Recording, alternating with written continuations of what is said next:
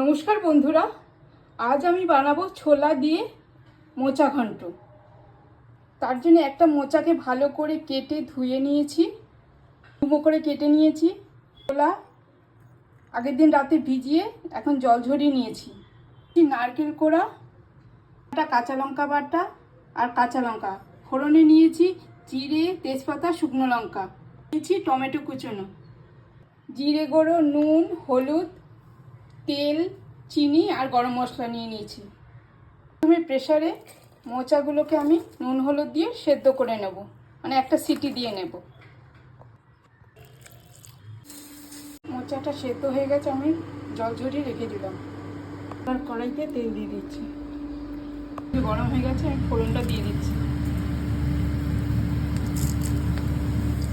দিয়ে দেবো কেটে রাখা আলু। আলুটা একটু ভাজা ভাজা হয়ে গেছে, দেবো আদা বাটা আর কাঁচা লঙ্কা বাটা,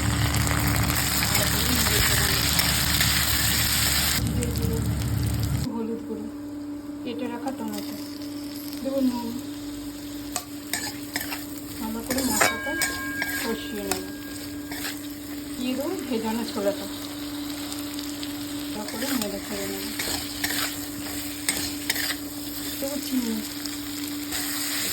দেবো কুড়িয়ে রাখা নারকেল, ভালো করে নেড়ে ছেড়ে নেব।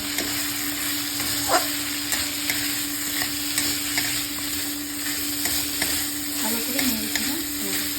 দিয়ে দেবো সেদ্ধ করে রাখা মোচাটা, ভালো করে মশলার সাথে মোচাটাকে নেড়ে ছেড়ে নেব। এবার দিয়ে দেবো অল্প গরম জল, নেড়ে ছেড়ে দেবো, দিয়ে দেবো। দিয়ে দেবো গরম মশলার গুঁড়ো, ঘি, ভালো করে নেড়ে ছেড়ে নামিয়ে নেব।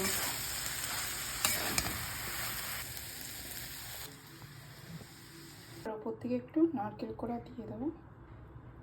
নিরামিষ এই মোচার ঘন্টটা যদি আপনাদের ভালো লেগে থাকে তাহলে অবশ্যই লাইক করবেন, কমেন্ট করবেন। নমস্কার।